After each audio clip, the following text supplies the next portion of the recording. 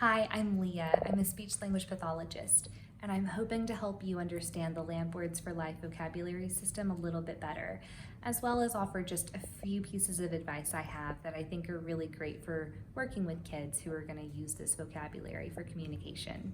Let's get started. So this is what the full vocabulary looks like.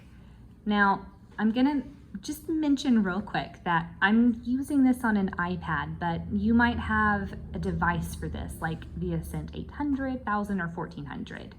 No matter which thing you're accessing it on, the vocabulary is gonna be the same. Some of the programming functions are gonna be different and look different, but overall, none of this stuff changes. So, the first thing I want to talk about is just the general layout of the vocabulary. LAMP Words for Life is based off of motor plans. LAMP stands for Language Acquisition Through Motor Planning. So everything in here has a predictable pattern that my fingers can follow.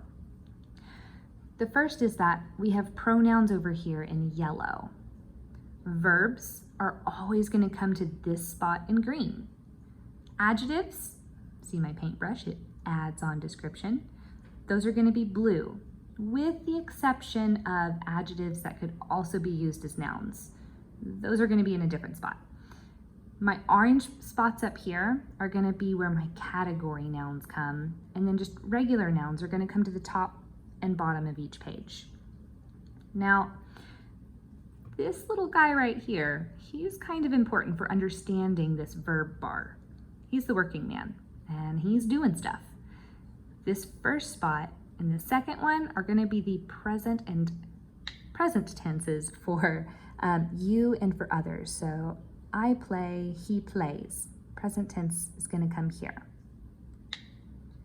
This right here is where the bucket is actively spilling out. So this is the verb form we're going to use for things that are happening right now. Playing. Playing. Here, the bucket is spilled over. Ugh, this is in the past. It's already happened. So we add on the ed, played. Played. Now, for words that don't have ed, you will have the correct form here. We're not going to say eated. It does say ate. Here, something extra has happened to this bucket. We're in the past. It has spilled, but someone has picked it up and put it on top of the spill. So we've added something extra. This kind of verb gets used in conditions. If I had woken up, I wouldn't have missed the bus. It gives you a little bit extra information. Not every single verb has this form. Some of them do. A lot of them like play, if I had played. This one, the bucket's just sitting and existing. It's our infinitive form, to something, so to play. To play. All right, let's talk about how to find words. Now, the very first picture you see for each button is going to tell you something about what's underneath it.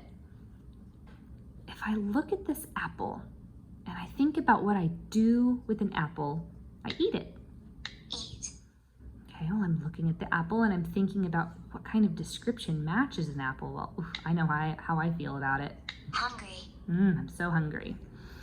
What kind of thing is an apple? Well, it's a food. It's my category. Food. So what other kind of nouns am I going to find underneath this apple? Other foods. You can do this with most of these pictures. They're all semantically related. Bed, action, sleep. Sleep. Bed, description, tired. Tired. Bed, category, furniture. Furniture. What other nouns am I going to find? Other kinds of furniture, things that I'm going to find near a bed. Now, there's more things that we do with an apple and a bed than just eat and sleep. So I also grow an apple, I bite an apple, and I chew an apple. Apples are also really tasty. So you're gonna find multiple verbs and multiple adjectives on each page, but they're still gonna be semantically related to that first picture that you saw. And the last touch is always going to be in these motor planning spots. Now, one important thing to mention about the Lamp Words for Life vocabulary is that there is only one spot for each word. If I'm thinking about eating an orange and I go to my fruits page, orange isn't there. I'm also not going to program a button for orange to be here. And that's because orange is also a color. Right there. We use the word orange as a color way more often than we do as a food. So we're gonna stick it with the colors, but we're also going to make it the picture of the fruit because it is a multiple meaning word. It's important that you don't program buttons in multiple locations. Always check to see if a word is there before you program it in. We don't want to overrun the vocabulary with multiple icons that aren't needed because they already exist elsewhere. It really increases the cognitive load needed to say all of these words. It would kind of be like me putting 2 O's on the keyboard that I used to type with, one for orange the color and one for orange the food. I really only need the 1 O, and it's going to be a lot faster if I only have 1 O on the keyboard. Then I don't have to think about which one to push. Cool. So what if you don't exactly know where a word is? You can use the word finder. So for example, maybe the word hang. Does it go with clothing because you hang clothes up? Or does it go with people because you hang out with them? Well, I really don't know. It could even be some other places. I don't really want to go through all of them and figure it out. Let's find it. Right here, this button takes me to my keyboard page.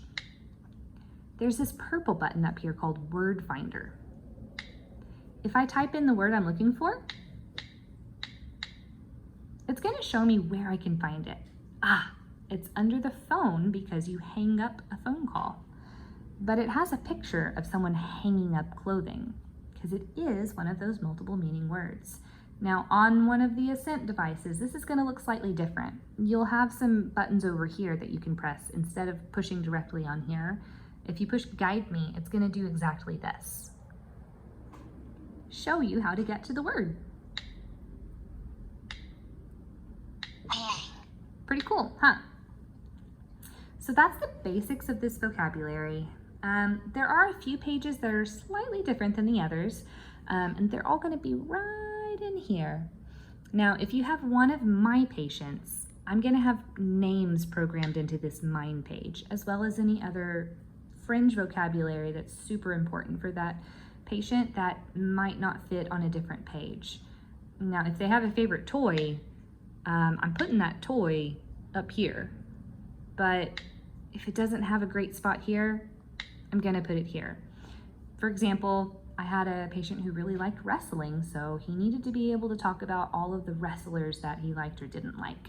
So he had that here. Also Disney villains. It's a fun patient. So if you have one of my patients, their name's gonna be right here. Close friends and family that we talk about all the time are gonna be up here as well. And then you'll have some category pages for the other types of fringe vocabulary that are important, like teachers, friends, extended family, things that we love like wrestling, all that. All right, other things here. This button here is going to be where all of the helper verbs go. These are verbs that always are paired with another verb. So I will do that, I can do that. That's where all of these are going to be. This one right here, super important page. It's got a firework. This is, I call it my social page. It's ones that pop into vocabulary, or pop into conversation rather. So, oh, bye, yikes, hello, awesome, congratulations, thank you, yuck. They just pop into conversation. Here, my little wizard, he is saying that. You'll find those kinds of determiners under this page. That, these, those, this. Here we have a train for our conjunctions. Schoolhouse Rock, anybody? It also has a little math equation because adding things is kind of the same thing that conjunctions do. They put things together. You'll find all of your conjunction-y type stuff in here, as well as math terms. The bridge is going to give us a whole bunch of prepositions. If you think about it, you can go under the bridge, you can go across the bridge, over the bridge. It's a lot of prepositions we can think about when we think about the bridge. But hopefully it's not turning upside down. That'd be scary. My question page, it's gonna do its best to match the pictures that you see on this first page. So, for example, end, it's a picture of a map, and I get all of my place kind of words here. So whenever I hit the question mark and I hit the map, Where? it's talking about location. Where? Same for this watch. We talk about time concepts under this. So question, time, When? when. Lastly, we have our airplane up here. It's the -ly, it's like adding something on. It's the adverby kind of thing. So you'll find those kinds of prepositions here. All right, so that's the basics of the vocabulary. I hope that helps some. My advice on how to use this is plan out what you think you might need to say. If you know the child that you're working with or who has this and is in your life, you kind of know the things that they like already. And those are probably going to be the words that are most important to them right now. Other words that are going to be important would be like go and stop. It's really important that they be able to tell you to stop. So if, for example, I have a patient coming in to see me and I know that this kid likes farm animals, I'm going to plan out where those words are ahead of time. That way I'm not scrambling to find them in the middle of my session. So I'm going to look them up and find out that all the animals are up here. And farm animals specifically are in this one, but who knows? Maybe this farm has some crazy animals in it. So I'm going to learn where all these are first. And then I'm also going to think about what would these animals be doing in our play? Are they going to be eating things? Are they going to be going to sleep? Do they need to jump and step and run? What kinds of things are these animals going to do? I'm going to plan those words out ahead of time and learn where they are. That way I'm not having to learn the whole vocabulary all at one time, but I also have words ready that matter to that child. That being said, sometimes you plan things out and a kid doesn't want to do it, and that's okay. I'm not going to force him. I am just going to follow wherever he's at and quickly look up what he's interested in. So maybe I brought these farm animals out and I tried to get the play going, but he went to the window and started looking out it. Well, what's interesting out there? Is it the cars? Is it the trees? Is it the clouds? Is it windy? Is it raining? I'm going to figure out what's interesting about that and I'll model that language. Let's say it's raining. Where is that? Ah, umbrella. Okay. There we go. Rain. Rain. Now I can talk about it with him and show him where it is. Now, one really important thing I want to mention is that we don't really want to force anyone to use an AAC device. If they don't want to touch it, they don't have to. Also, if they're saying something on it, even if they're saying it over and over and over again, I'm not going to stop them. That would be like the same thing as me putting my hand over a child's mouth. I wouldn't do that to someone who can talk. Why would I do it to someone who's using this to talk? So just like I wouldn't force someone's mouth to say something, which I'm not even sure how I would do that, I'm not going to force their finger to touch the screen either. I'm just going to model right at their level or just above it. So if they're using one word at a time, I'm going to use one word at a time and maybe two words. Maybe they know the word rain. Maybe I'm going to talk about the rain. Maybe I will say, yeah, the rain is cold. Cold. Rain cold. I'm going to use whatever their interest is, right at their language level and just above it. You would be so surprised what they learn. It's also important just to let them babble. It's okay for a kid to get their hands on this and then just explore it. They want to learn about it. It's fascinating. I had one patient that I was modeling for. He was just using single words for the most part, and I was really trying to get 2-word combinations going. So during our play, that's what I was modeling. He also spent a lot of time babbling on his device. There was one day where he heard my timer go off, and he went... Finish. Therapy.